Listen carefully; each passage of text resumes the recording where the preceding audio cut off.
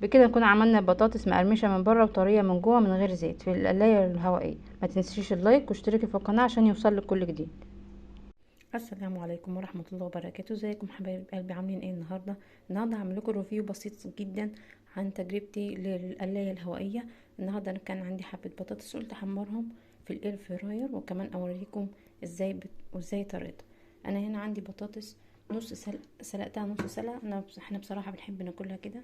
سلقتها نص سلقه وبعدين قشرتها قطعتها زي الصوابع الرفيعه زي البطاطس العاديه، وبعدين رشيت عليها ملح ورشيت عليها الزيت.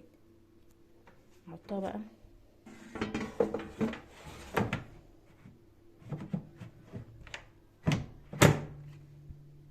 هظبط درجة الحرارة بتاعتها. هنا بنقولي ان البطاطس 200 درجة.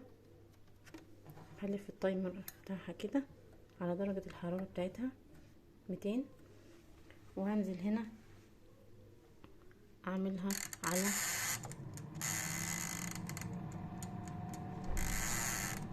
20 دقيقة.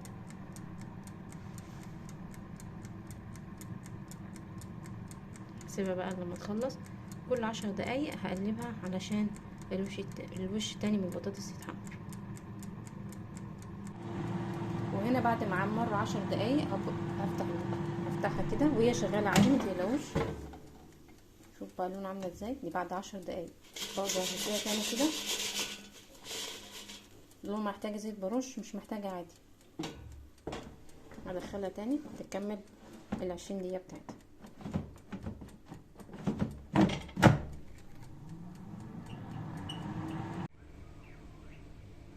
هنا خلاص يا جماعه بعد ما خلصت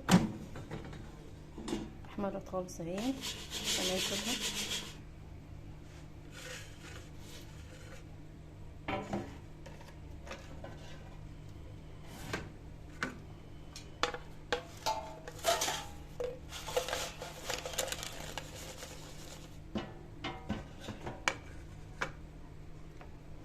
ما فيهاش نقطه زيت خالص.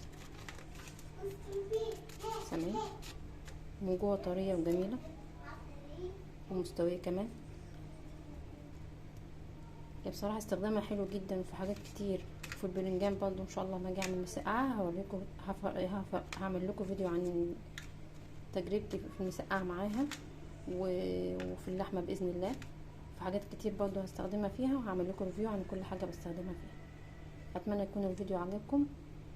وما تنسوش تعملوا لايك وتشتركوا في القناه عشان يوصلكم كل جديد.